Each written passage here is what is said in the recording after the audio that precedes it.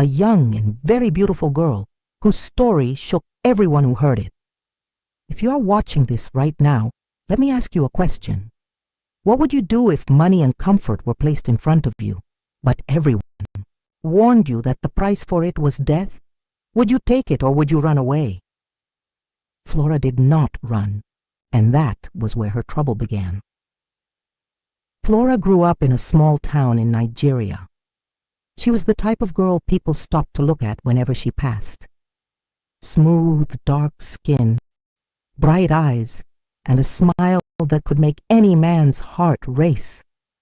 But there was one thing about Flora that people also knew. She loved money. She had tasted poverty, and she hated it with all her heart. She had promised herself that one day she would leave it far behind and live like a queen. That chance came when she met Chief Richard. Chief Richard was a wealthy CEO in Lagos. He was in his late 60s, with gray hair, a wrinkled face, pot belly that showed he never lacked food. He was always in designer suits, driving expensive cars, and walking with bodyguards. People whispered about him everywhere. They said he had a dark secret. They said he only dated young girls, showered them with wealth. But after 6 months, the girls would either die mysteriously, for he could prove it, but the pattern was too clear. When Flora's friends heard she was seeing him, they begged her to stop. Her best friend Amara said, "Flora, please, don't go near that man. He is dangerous. Don't you remember Cynthia, the girl from Surulere? She was dating him, and just like..." One day she collapsed and never woke up, only laughed. "Amara, don't be jealous. Nothing will happen to me. This is my chance to live big. I can't waste it." And so she went. For the first 3 months, Flora's life was like a dream.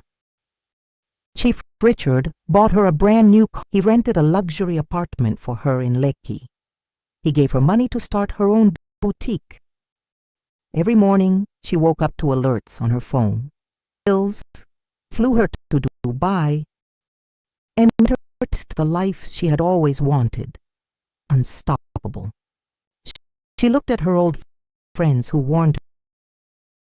She laughed at them. "See me now. You people are still struggling with Uber and Okada. I told you, nothing will happen." The fourth, it began with small things. Flora would wake up at night sweating and trembling, as if she had been running in a nightmare. She dreamt of strange shadows chasing her, whispering her name, pulling her into dark rivers. She would wake up screaming only to find her bed drenched with sweat. One morning, as she looked into her mirror to put on makeup, she noticed her reflection blinked even when she had not blinked. She froze. She looked again. Her reflection smiled, but she was not smiling. Flora screamed and ran away from the mirror. But when she called Amara and told her, Amara said she was imagining things. Later that week, while driving her car on 3rd Mainland Bridge, she felt something press her chest so hard she almost lost control. She parked by the side, panting and crying, before calling Chief Richard. "Baby, something is wrong with me," she said. But the old man only chuckled. "Don't worry, it is nothing. You are just tired. I will send a doctor." And true to his word, he sent a doctor. A man Flora had never seen before. The doctor gave her strange herbs instead of medicine. He said, "Take this. You will be fine." Flora was confused, but she trusted Chief Richard. She drank it, though it tasted bitter and strange. From that day, things got worse. Her boutique, which was doing well, suddenly caught fire one night. Nobody knew how it started. All her goods were gone. There was no one. Only darkness. There was no one. Only darkness. She locked the door again and cried herself to sleep. By morning, she found strange marks on her arm, as if someone had drawn symbols while she slept. She rushed to Chief Richard's mansion to show him. But instead of looking shocked, the old man only smiled. "Don't worry, my dear. You are safe with me. Nothing will happen to you." But Flora knew in her heart that something was terribly wrong. That was the beginning of her 4th month. In 60 days, Flora would either live or die. She did not know it yet. She only knew that fear had moved into her heart like a quiet visitor who refused to leave. She tried to smile and sing like before, but the smile felt heavy and the song felt thin. The 4th month had brought a new kind of night to her life.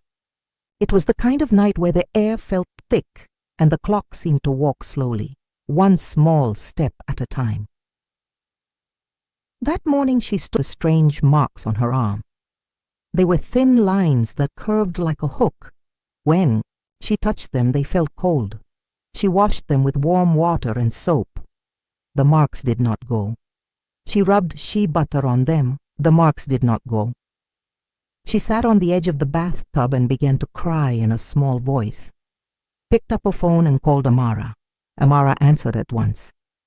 Her voice was bright but firm. She was the kind of friend who tells the truth, even when it is hard to hear. Flora, where are you? I am at home. I am not fine. I am coming. Do not go anywhere. Amara came with a bowl of food and a small Bible. She hugged Flora and sat with her on the bed. When Flora showed her the marks, Amara stared for a long time. Then she touched them gently and said one simple thing. We need help. From who? From someone who understands these things. I have seen a doctor, not that kind. I mean someone who prays and someone who knows when something is wrong that no hospital can see. Flora folded her arms and shook her head. I am not a child. I do not believe everything. Amara did not argue. She only spoke softly. Remember Cynthia. Remember the other girls. Their stories look the same. It starts with gifts, then fear, then strange sickness that has no name. Please listen to me now. I am your friend. Flora looked at her friend's eyes and felt a small light in her chest. She nodded. Okay, what should we do? Come with me this evening. There is a woman my mother knows. People call her Mama Ruth. She prays for people. She is kind, not harsh. She will not ask you for your money. She only talks and prays. She lives in Yaba, in a small house near the market. Flora agreed. Before evening, Chief Richard called. His voice was smooth like always. My dear, how are you? I am not fine, she said. I am having bad dreams. I am hearing footsteps in my house. I am seeing marks on my arm. I am scared. He made a soft sound on the phone. Do not scare yourself. I told you already. You are tired. You work too hard. You need rest. I have a surprise for you. Pack a small bag. I will send the driver to bring you to my country home in Ipe. It is quiet there. You will sleep well. We will sit by the water in the evening. You will forget all your fear. Flora felt her mouth go dry. She looked at the marks again. She looked at Amara, who was watching her. She said, maybe not today. I will rest at home. His voice changed, but only a little. He did not shout. He did not beg. He spoke like a man who is used to getting what he wants. Flora, do not be stubborn. I care for you. Let me take care of you. The city is noisy. You need Epi. Not today, she repeated. Maybe tomorrow. He was quiet for a moment. Then he laughed in a slow way. All right, rest. I will send you something sweet. The call ended. Amara squeezed Flora's hand. I do not like the way he talks to you. He sounds like a teacher, not a lover. Flora shook her head. He has been good to me. Has he? Amara said. Or has he only been generous? There is a difference. Evening came. The sky turned orange, then pink, then blue. They took a taxi to Yaba and walked down a narrow street that smelled like fried plantain and soap. Children ran past them with plastic balls. Women sat on low stools, selling vegetables and small bottles of oil. A radio played a gospel song from a shop. They stopped at a pale blue gate. Amara knocked. A small old woman opened the gate. Her hair was white and tied back with a scarf. Her eyes were clear and bright. She smiled at Amara, then at Flora. "Welcome. I am Mama Ruth. Come in." Her sitting room was simple and clean. There were wooden chairs, a small fan, and a calendar with a picture of a river. She gave them cold water and listened while Flora spoke. Flora did not hide anything. She told her about the dreams, the footsteps, the doctor with herbs, the fire, in the shop, the marks on her arm, and the way Chief wanted her to travel to Ipe today. Mama Ruth did not rush. She closed her eyes for a moment and hummed a soft song. Then she opened her eyes and spoke in a calm voice. "My child, sometimes gifts are not gifts. Sometimes a plate of food is a small chain. Sometimes a ride in a fine car is a rope that looks like silk. Do you understand?" Flora felt a chill on her neck. "I think so." Mama Ruth asked a few questions. When did the dreams start? What date did you meet this man? When did he first give you the car? What date did your shop burn? Flora answered. Mama Ruth pulled the calendar closer and drew small dots on some dates with a pen. She looked at the pattern and shook her head in a slow way. "These are not random days. They sit in a circle. Every 4 weeks something stronger happens. The next circle is close. He wants you by the water because water carries things away. It can carry life away if someone hands it over." Flora held her breath. "Are you saying he wants to harm me? I am saying you are not safe near him. I am saying you must leave him now and break every tie. You must not eat his food or drink his drink. You must not wear any gift he gave you on your body when you sleep. You must not go to that house in Ipe. You must not let him touch you. You must pray. You must wash your arm before dawn with clean water and speak life over yourself for 7 days before the sun comes up. And you must return some gifts." "Return gifts? Which ones?" "The ones that carry a promise inside them. Expensive things can be used to pull a soul. The car, the key to the apartment, the small gold necklace with the red stone." Flora touched her neck and felt the small jewel there. Her eyes widened. "How did you know?" Mama Ruth only smiled. "I pay attention." Flora looked down at her hands. The car had made her feel free. The apartment had made her feel safe. The necklace had made her feel loved. How would she return all that? How would she live? She felt a heavy wave of shame wash over her.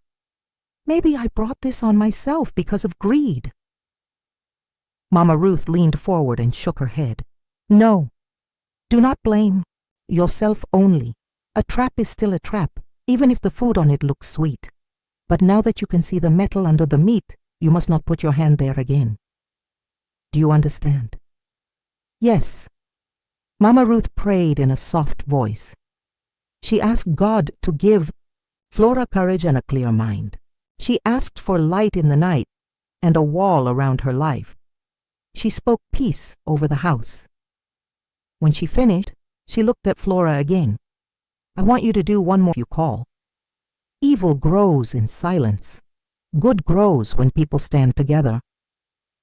Amara held her. Flora felt tears run down her face. She nodded. They left the house with a small bottle of clean water and a simple plan. Flora would not go to Ipe. She would stay at Amara's house for a few days. She would send a message to Chief in the morning that she needed the jewelry he gave her and keep it in a box. She would think about the car and the apartment later when her mind was steady. They reached the main road and waited for a taxi. A black SUV stopped near them. The window rolled down. It was Kunli, one of Chief Richard's drivers. He was a tall man with kind eyes. He greeted Flora with a small nod. "Madame, Olga asked me to check on you." Flora's throat felt tight. "I am fine." Kunle's eyes felt tight. "I am fine." Kunle's eyes moved to the bottle in her hand, then to Amara's face. then back to Flora. He said nothing more. He only said, "Call me if you need help." Then he wrote a number on a small paper and gave it to her with a careful hand. As the SUV drove away, Amara whispered, "Do you trust him?" "I do not know," Flora said. "But his eyes look like he is tired of many things." Back at Amara's apartment in STORYTELLER, they made tea and sat on the floor. Flora held the bottle of water and watched the curtain move in the night. "Breeze, a message from Chief. Rest well, my dear. Tomorrow I will send you flowers." She put the phone face down and took a long breath. She slept in Amara's small bed that night. She woke up before dawn, went to the bathroom and washed her arm with the water while praying in simple words. She asked God to keep her soul. She spoke life over herself. She did it again the next day and the next. On the third day, something strange happened. She was walking to the small market near Amara's house when she felt the road tilt. The sky went white and the sound of cars turned soft. She held onto a pole and blinked hard. A motorcycle sped past her and stopped suddenly. The rider jumped down and shouted at a bus that had almost hit a child who had run into the street. The child's mother screamed and pulled the child close. The bus driver shouted back. People gathered and spoke loudly. In the middle of the noise, Flora felt a quiet voice in her chest. "Go home now." She turned and began to walk fast. She did not know why. She only knew she needed to leave the street. She reached the gate, pushed it open and stepped inside. Her phone started to ring. It was Kunli. "Madame, where are you?" "At home." "Stay there." "Why?" "Just stay there and lock the door." She locked the door. She stood still and listened. Outside, she heard the heavy sound of a car stopping. She heard footsteps in the compound. She heard a man's voice speak low. Another voice answered. Then silence. After a minute, the footsteps went away. The car started and drove off. Her phone rang again. "Kunli, they sent men to follow you. I told them you were not around. Be careful. Do not go out alone. Who sent?" "Them." He did not answer the question. He only said, "Do not go to Epe. Do not go to the mansion at night. If you must meet Oga, meet him in a public place in the day. And madam, check your car." "The brakes." Flora felt cold all over. "What about the brakes? Just check them." "Please." He ended the call. Flora looked at Amara. Her friend had heard enough to understand. "We are not driving that car anywhere," Amara said. "We will use taxis. We will fix the car later with a mechanic we trust." That evening, Flora called Chief. She spoke slowly. "I need a break. I need time to think. I am staying with a friend." Chief was quiet. Then he said, "You are ungrateful." "I am not ungrateful. I am scared." "You have no reason to be scared. I have done everything for you." "That is the problem," she said in a small voice. "You have done everything, and I do not know what you want in return." There was a short breath on the line. Then he laughed, but the laugh had no joy in it. "Rest, Flora. We will talk in 2 days. Do not do anything foolish." After the call, Amara locked the door and pulled the curtain. They sat together and prayed again. That night, Flora dreamed of a wide, dark river. She stood on the bank while a crowd watched in silence. On the other side of the water stood Chief Richard in a white cloth, holding a red bowl. He called her name with a smile, but his shadow stretched long behind him and moved like a snake. She woke up with a cry and saw the marks on her arm had turned faint purple. Morning came. They took the car to a quiet mechanic near a church in Shomolu. The man checked the car and came back with a worried face. "Madame, the brake line is cut. If you had driven fast and pressed the brake, it would fail." Flora swallowed hard. "Can you fix it?" "Yes, but you must keep this car in a safe place. Someone touched it." When they left the workshop, Flora looked up at the bright sky and said a simple thank you.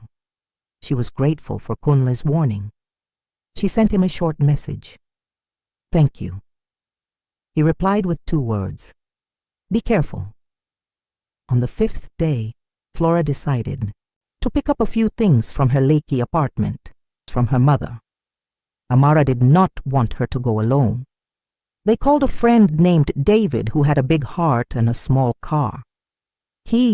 Daddy, drove them there. The security man at the gate greeted Flora and looked surprised to see her without her driver upstairs. Inside, the air felt too quiet. The living room looked the same. The glass table shone. The big chair sat in the corner. The curtains were still. Flora walked to her bedroom and opened her wardrobe. She picked a small bag and began to fold 2 dresses. She opened the drawer for her passport and pictures. As she reached in, her fingers touched something that felt like sand. She pulled it out into the light. It was fine black powder in a small paper. The paper had a sign on it that looked like the mark on her arm. Her heart started to beat too fast. She opened the next drawer. There was another small paper under, her scarves. She checked the last drawer. There was a 3rd one under her nightgown. She put them in a plastic bag without thinking. Her hands shook. Amara stood at the door and stared. "What is that?" "I do not know," Flora said. "But I think it is not good." They left the apartment with the bag, the passport, and the pictures. As they reached the car, Flora looked up and saw a camera on the wall pointing at her door. She had seen it before, but she had never felt it like a finger. She looked at David and said, "Drive." They went straight to Mama Ruth. The old woman opened the plastic bag and did not touch the papers. She only looked and nodded. "These are not toys. Throw them away and wash your hands." Then she gave them a small bowl of water to pour over their hands in the backyard. After that, she burned the papers in a metal pan behind the house while praying. The smoke rose and twisted, then disappeared into the air. "This is how control works," Mama Ruth said in that same soft voice. "Small things hidden in your house, small things tied to your body, small words spoken over you in the night. But control can be broken. Fire breaks it, water breaks it, truth breaks it, courage breaks it, and love breaks it." Flora let the words sink into her bones. She felt a new kind of anger in her chest, not the wild anger that shouts, a cool anger that makes a person stand up straight. "I will not be used. I will not be counted among those girls." "Good," Mama Ruth said. "Then listen. The 6th month is the Dane month. He will try to see you often. He will bring more gifts. He will talk sweet. He will ask you to travel. He will ask you to meet him near water or in a quiet room with low light. He may even pretend to be sick so that you will come. Do not go. If you must speak to him, stand in the sun where many eyes can see you, and do not be alone." Flora nodded. Again, "What about Kunle, the driver? He warned me. Can I trust him?" "You can thank him," Mama Ruth said. "But do not tell him your plans.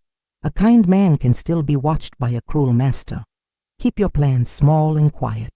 That night, Flora and Amara sat on the floor again and talked about everything they would do next. Flora would move her important things to Amara's house. She would stop using the card Chief gave her.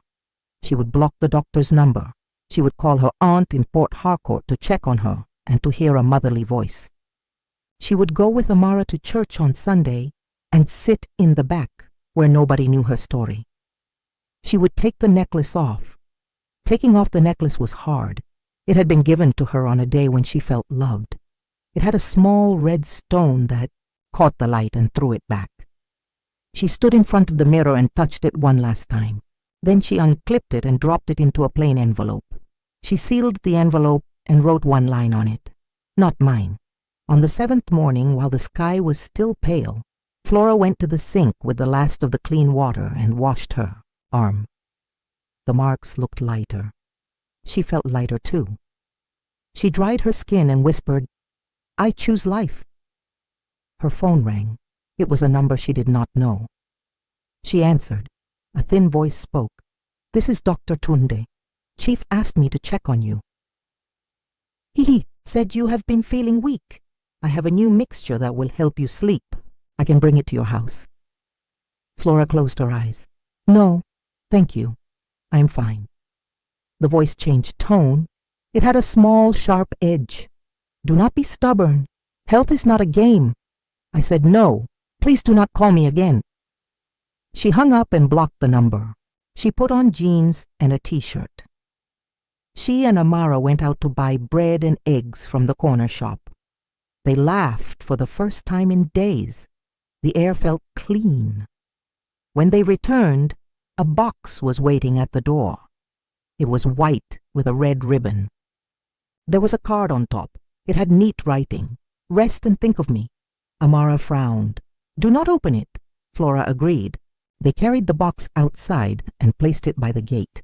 Then they walked back and sat down. After a long minute, Amara went to the window and looked out. A cat had jumped on the box and was sniffing it. Another minute passed. A small boy from next door came to touch the ribbon. Amara called out to him, "Do not touch that box. Go home." He ran away. Flora picked up her phone and called Kunle. "There is a box at my door." "Do not open it," he said at once. "I will come." He arrived in a plain shirt and jeans, not his driver uniform. He carried the box carefully to the back of his car and placed it on the ground. Then he opened it with a long stick while standing a little far away. Inside were fresh red roses and a small velvet case. He opened the case with the stick. There was a chain with a bigger red stone. The stone looked like a drop of blood in the sun. Conley closed the case and put everything back in the box. He looked at Flora. "Madame, return it. Today. Do not keep it in your house." Flora nodded. "Thank you." He lifted the box and put it in his trunk. "I will tell him you said thank you. He will be angry, but it is better to make him angry now than to wait." Then he paused and added something very quiet. 6 months is always the same. Gifts, travel, water night. Do not go near water. How do you know? His eyes moved to the side. I have been around for a long time.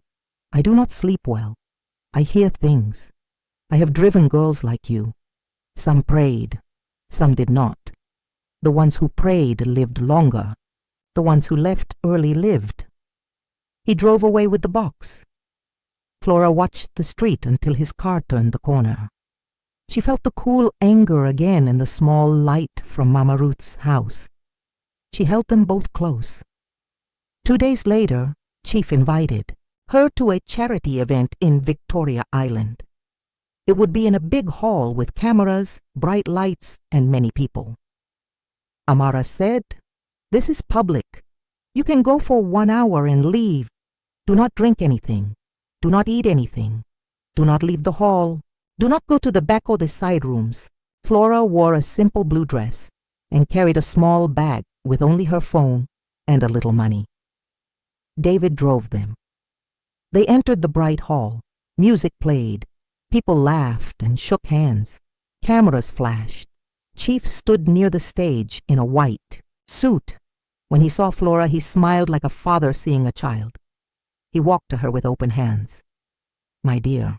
Flora let him hug her lightly, then she stepped back. "Good evening. You look lovely." "Thank you."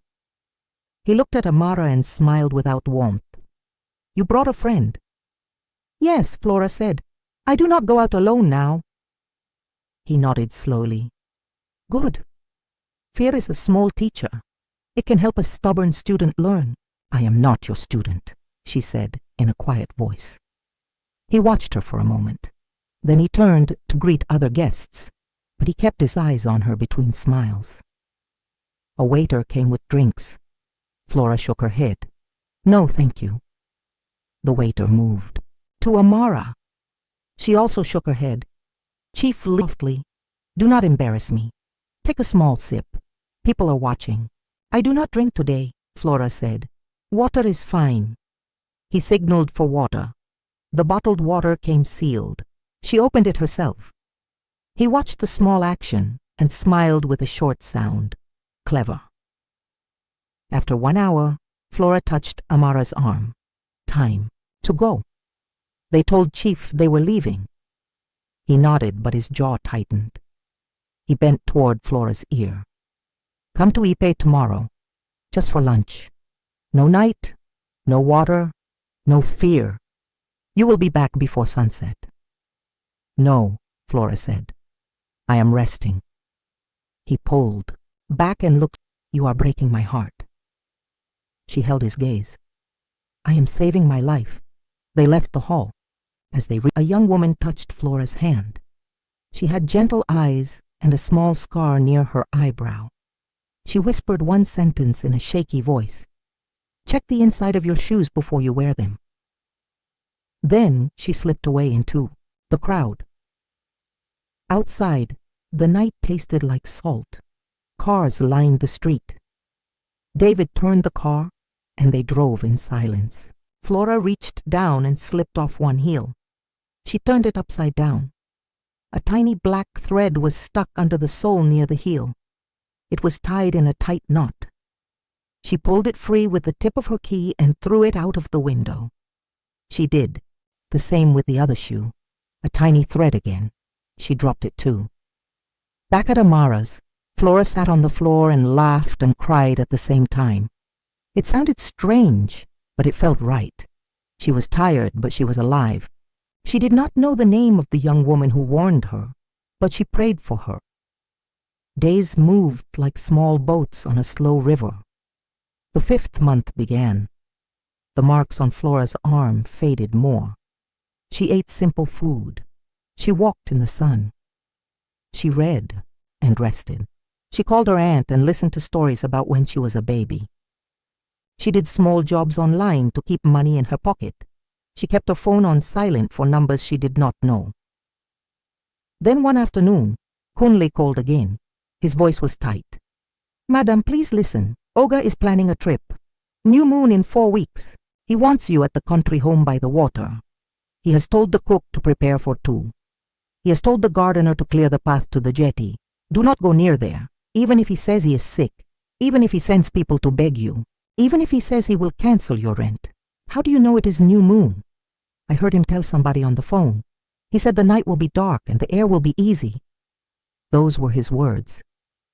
Flora's hand shook. Thank you, Kunle. Thank you for telling me. He lowered his voice.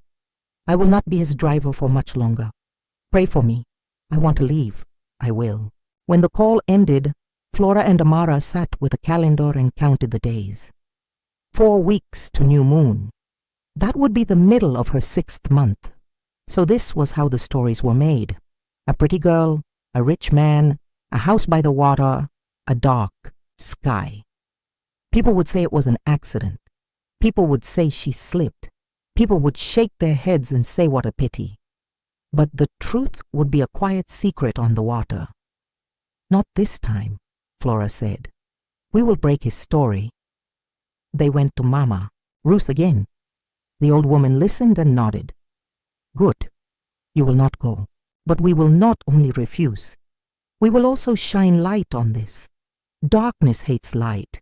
If he is forced into the open, his power weakens. What should we do? Tell a few safe people the date and the place. People who will not tell him but who can act if needed. Do not put it online. Do not spread rumors. Share facts with brave hearts. A pastor who fears God. A neighbor who minds his business but helps when it matters. A small journalist who has nothing to lose. And one policewoman who still loves her badge more than money. They exist. You must find them. Amara smiled. I know. A policewoman. Her name is Officer BC. She grew up on my street. She is strict but good. Good, Mama Ruth said. Talk to her. And you, Flora, make one last thing clear in your heart. You must be ready to let go of every gift he gave. It is hard, but it is clean. Return the car. Return the rent. Return the jewelry. If you cannot return, then refused to use. This is how chains are broken. Flora closed her eyes for a second. She saw the car in her mind. She saw the soft bed in Lekki. She saw the red stone in the envelope. She opened her eyes and nodded. I am ready. The plan was simple. In 1 week, Flora would meet Chief in a cafe at noon with many people around.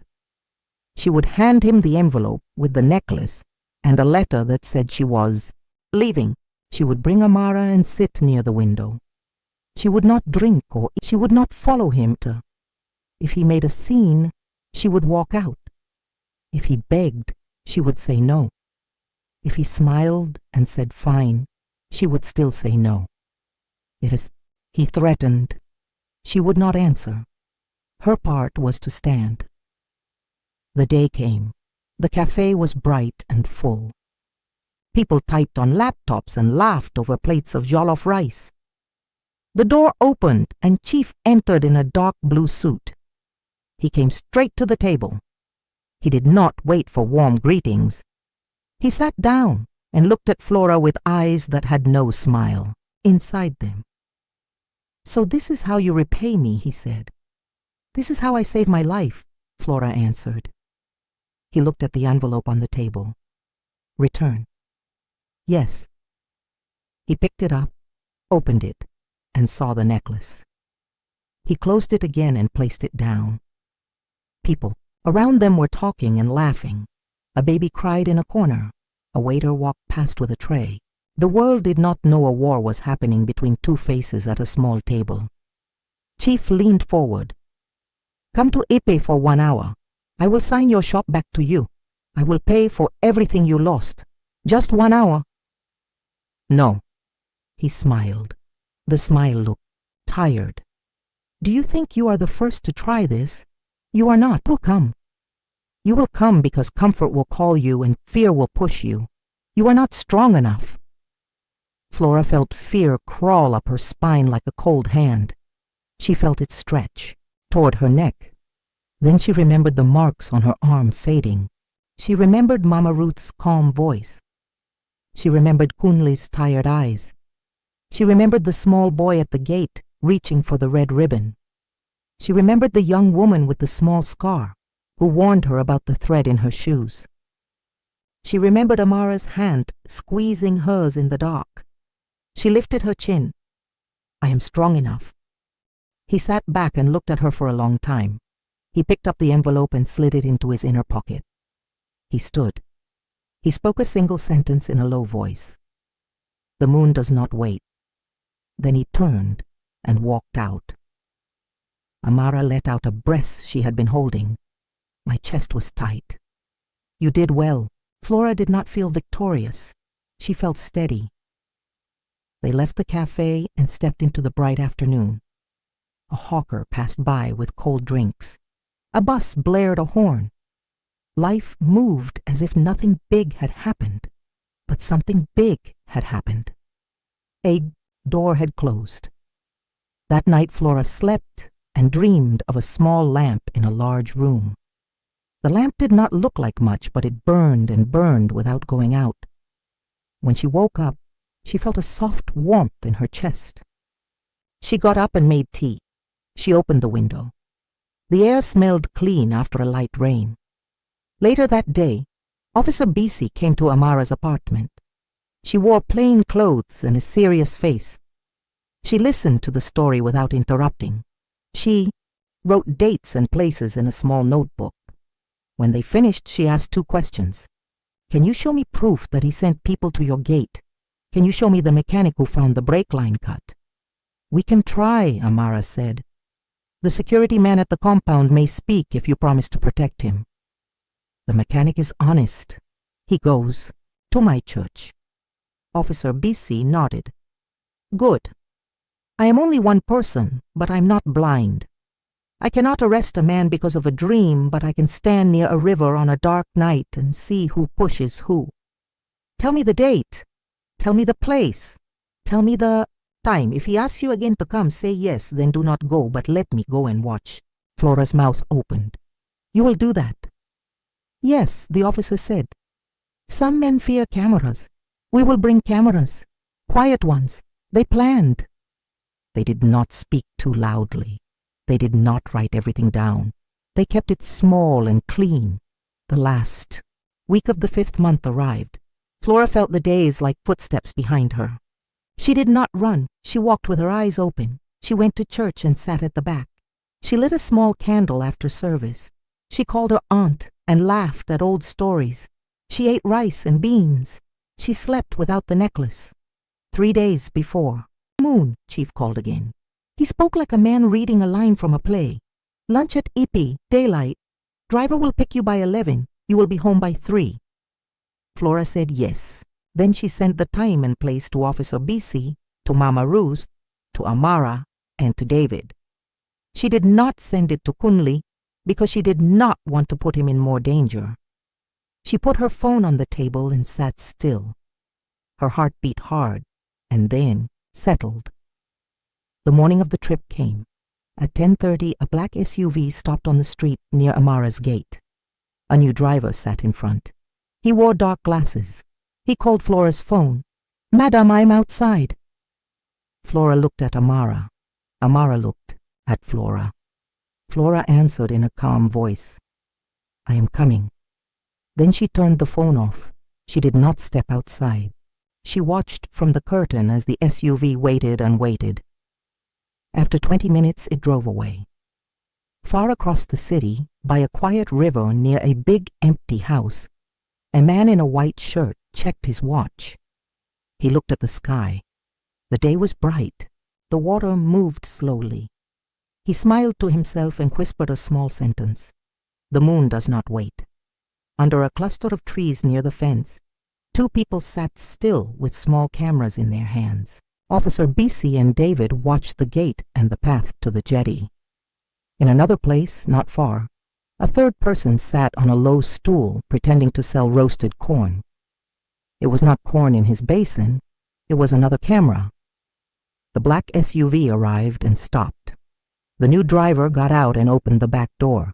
It was empty. He spoke into a phone. He listened. He nodded. He closed the door. He drove away. The man by the river checked his watch again. He made a small call. His voice was short. "Where is she?" Back in Surulere, Flora sat with Amara and Mama Ruth at the table. The small lamp in her dream seemed to live inside her now. She felt fear, but it did not rule her. She felt a deep, steady thing under it. She waited. The man by the river paced. The sun climbed.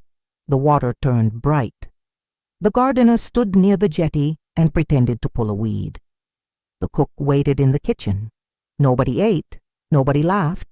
The day felt like it was holding its breath. Officer Bissy touched her earpiece and spoke one quiet line to David. "Stay ready." The hours moved. The SUV came back with a different man in the back seat. He wore a cap and dark glasses. The car rolled slowly through the gate. The man in the white shirt looked and frowned. He walked toward the car. He stopped. He turned. He looked at the water again. Then he turned back to the car with a tight smile. On a small table inside the big house, a phone buzzed with a new message. It was from Kunle to Flora. 3 words only. "He is angry." Flora looked at the message and felt a long, calm breath fill her chest. She put the phone down. She whispered one sentence to herself. "I will live."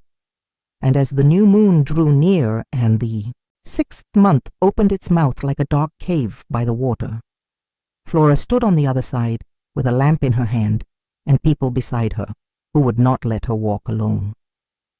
The 6th month began like a quiet storm. The sky above Lagos was clear, but the air was heavy. She knew this was the month people whispered about. The month when Chief's young lovers either disappeared or their lives suddenly ended.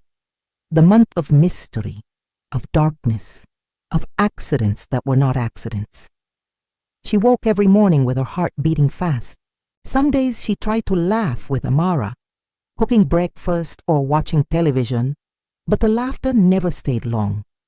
It was like a bird that came and flew away too quickly. Chief Richard kept calling.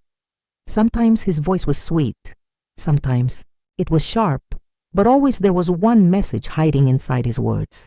Come to me. Come to Ipe. Come to the water. Flora did not go. She told him she was sick. She told him she was busy. She told him she was traveling. She even lied and said her aunt was in the hospital. But she knew she could not keep lying forever. Amara reminded her of Mama Ruth's words. Courage breaks the chain. Light breaks the darkness. Flora tried to be strong. She washed her arm every morning. She prayed. She stopped wearing the jewelry he gave her. She refused his money. But the fear was still there, waiting, whispering in her ear. One night she had another dream. She was standing in a long corridor with red walls. At the end of the corridor there was a door. Behind the door, she could hear water rushing like a river. Chief's voice called her name softly. Flora, Flora, come. When she opened the door, she saw him standing by the river smiling. In his hands he held a white cloth. He spread it out on the ground like a mat. But when she looked closer, the cloth was not cloth at all. It was skin, human skin. She screamed and woke up. Her whole body was wet with sweat. The next morning she decided she could not keep quiet anymore. She told Officer Bissy about the dream. The officer listened carefully and wrote it down in her notebook. Then she said something that made Flora's stomach twist. He's planning something big for this new moon. It is not just you. We believe he has been doing this for many years. If we can catch him this time, we can stop him forever. But Flora, we need your help.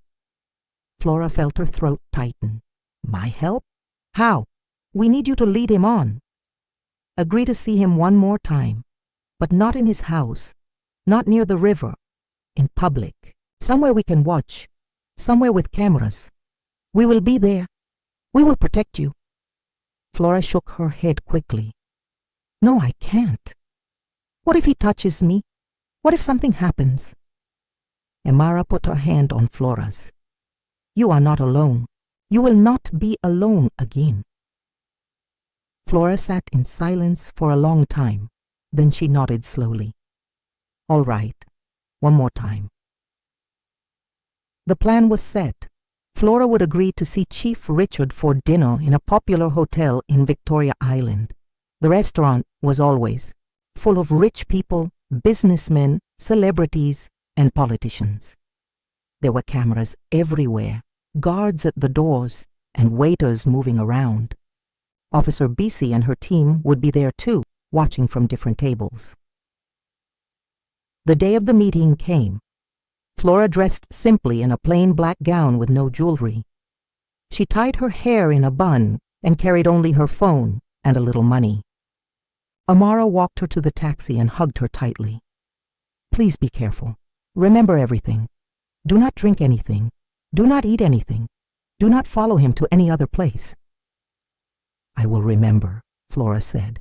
When she entered the hotel, her legs felt heavy. She almost turned back. But then she saw Officer Bissy sitting near the bar, pretending to look at her phone. Another officer sat by the window. David sat at the far corner, reading a newspaper. Mama Ruth was not there, but Flora could feel her prayers like a warm cloth around her shoulders. Chief Richard was already waiting. He wore a cream-colored agbada and gold wristwatch. He smiled when he saw her. My beautiful queen. Flora forced a smile and sat down. Good evening, Chief. He ordered food and drinks at once. Prawns, rice, pepper soup, wine. He pushed a glass of wine toward her. Drink, my dear, it is sweet. Flora shook her head politely. No, thank you, Chief. Water is fine. His eyes narrowed, but he did not argue. Instead, he leaned closer. Do you know why I love you? Flora's mouth went dry. Why? Because you are different. You are strong. You do not fear easily. But let me tell you something is bad. Fear is a teacher. Fear makes people obey. Flora felt a chill run down her spine. She gripped her water glass tightly and said nothing. Chief smiled again, but this smile was sharp. You think you can leave me, Flora? You think you can throw away my gifts? No one leaves me. No one. People at nearby tables were laughing and talking. Nobody seemed to notice the quiet war happening between them. Flora's heart was pounding. She wanted to run, but she remembered what Officer Busy said. Courage breaks the chain. She forced herself to look into his eyes. I am leaving, Chief, and there is nothing you can do. For the first time, the old man's smile disappeared. His face turned dark, like a cloud covering the sun. He leaned close and whispered in a voice so low only she could hear. If you don't come to me, you will see what happens. The river never forgets. Then he stood up, adjusted his agbada, and walked out of the restaurant. Flora sat frozen, her hands shaking. She saw Officer Bisi get up and follow him quietly. David walked past her table and whispered, You did well. Now let us handle the rest. That night, Flora could not sleep. She kept hearing his words. The river never forgets. What did he mean? Was he planning something worse than she imagined? The next day, Kunli called her secretly. Madam, please be careful. Chief is angry, very angry. He has been calling strange men to the house. They talk in low voices about the river, about the moon, about sacrifice. I am scared. Flora's blood ran cold. Sacrifice. What do I do, Kunli? Leave Lagos if you can. Travel far. Do not wait for the new moon. Flora thought about it. She wanted to run. She wanted to disappear. But she also knew what Officer Bisi said. If they could catch him now, many lives would be saved. If she ran, he would only find another girl.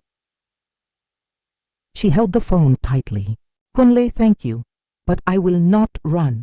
Not this time. That evening, Amara held her close. You are brave, Flora. Too brave. I am scared, Flora whispered. I know. But bravery is not about not being scared. It is about doing what is right even when you are scared. The night before the new moon, Flora had another dream. She was standing on the shore of a dark river. Behind her stood a crowd of girls, all dressed in white. Their faces were pale, their eyes empty. She recognized some of them, Cynthia and others she had seen in pictures. They were silent. Chief Richard stood on the other side of the river, holding a bowl of blood. He lifted it high and shouted, The river never forgets. The girls began to walk slowly into the water. Flora screamed and ran forward, shouting, No, no! But her voice echoed without stopping. She woke up gasping for breath. The 6th month was not yet over. The new moon was only hours away, and Flora knew the real battle was just beginning. The night of the new moon arrived. The sky above Lagos was empty, black, and wide. No stars, no moon, just a darkness that seemed to stretch forever. The city was noisy as always, cars honking and generators humming, but inside Flora's chest, everything was quiet, too quiet. She sat in Amara's small sitting room with the curtains closed. Her hands were shaking. Her eyes kept moving to the clock on the wall. Each tick-tock felt like a drumbeat, calling her closer to something she did not want to face. Amara sat beside her, holding her hand. Officer Bisi sat across from them, dressed in plain clothes but carrying her badge hidden in her bag. David stood by the window, peeking outside from time to time. They were all waiting. At exactly 9 o'clock, Flora's phone buzzed. A message from Chief Richard. Driver outside. Come now. Ipe awaits. Flora's stomach twisted. She handed the phone to Officer Bisi. The officer read it, then looked up. He has started, Flora whispered. Do I reply? No, don't. Just wait. They sat in silence. 10 minutes later, another message came. You cannot run from the river. The river never forgets. Flora's eyes filled with tears. I'm scared. Amara hugged her tightly. You are not alone. Officer Bissy stood. We move now. They had already planned it. Flora would not go to Ipi, but Officer Bissy and her small team had placed people near Chief's country home, hidden with cameras. Tonight, they would watch him. Tonight, they would gather proof. Flora stayed with Amara and David in the apartment, praying softly. Officer Bissy left with her radio and notebook, her face calm and strong. Hours passed. The night grew deeper. Then, at midnight, Flora's phone rang. It was Kunlo. His voice was shaking.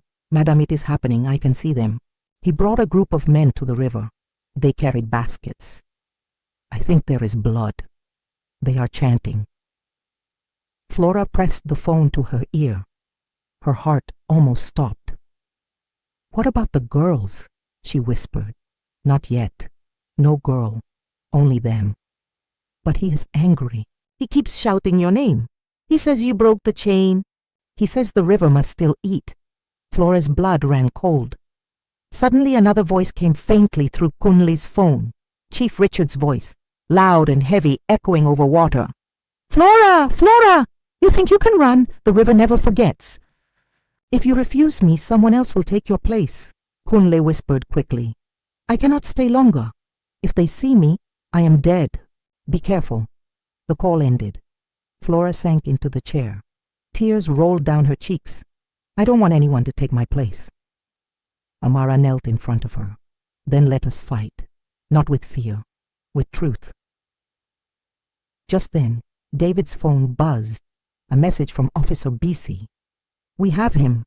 We have everything on camera. Stay ready. Flora's heart leapt. What does that mean? David smiled faintly. It means his secret is no longer secret. By morning, Lagos was buzzing. News spread like fire.